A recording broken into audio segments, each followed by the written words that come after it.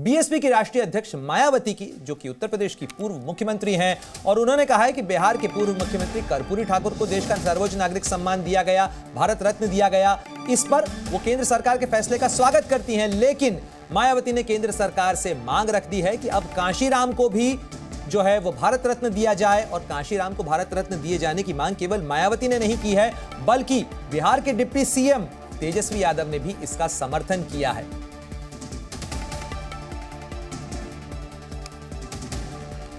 और इस सियासी हलचल पर क्या कुछ इसके मायने हैं, सीधे रुख करते हैं। मेरे सहयोगी प्रशांत झा हमारे साथ पटना से जुड़ गए हैं। पटना से जिस तरीके की खबरें आ रही हैं, जिस तरीके के बदलाव की हवा वहां चलती हुई नजर आ रही है, ऐसा लग रहा है कि एक बार फिर लोकसभा से पहले कोई एनडीए की तरफ टर्न लेने की कवायद तो नहीं हो रही है जेडीयू के अंदर, प्रशांत?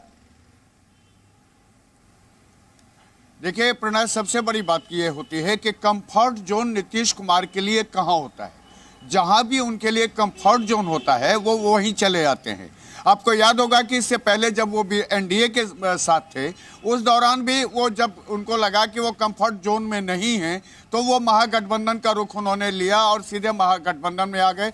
अब जबकि स्थिति ये हो गई है कि जब उनके ऊपर लगातार आरजेडी का दबाव है, इंडी गठबंधन का दबाव है, सीट शेयरिंग को लेकर के दबाव है, सीएम की कुर्सी छोड़ने का दबाव है, तो वो कंफर्ट अपने को महसूस नहीं कर रहे हैं। कहा जाए कि जहां सदे हित वहीं हो जाए फिट। आज जब कर्पूरी ठाकुर, बिल्कुल सही कह रहे हैं आप प्रणय। देखिए क्या है कि नीतीश कुमार हमेशा ये चाहते हैं कि लोग उनकी बात माने और उन पर कोई दबाव राजनीतिक ना हो, लेकिन पिछले कुछ दिनों से जो यहाँ पर सियासी दबाव उन पर चल रहा था, उसी का यह नतीजा है कि कर्पूरी ठाकुर को जैसे ही देश का सबसे बड़ा नागरिक सम्मान भारत रत्न मिला है, उसके बाद नीतीश कुमार पहले तो जो ट्वीट किए, फिर उन्होंने दोबारा ट्वीट करके पीएम को उन्होंने धन्यवाद दिया, और आज का जो भाषण रहा उनका, उसमें भी उन्होंने पीएम को धन्यवाद देते देते यह भी कह दिया कि उन्होंने उनकी एक मांग मान ली है और भी जो कुछ मांगे हैं वो मान लें।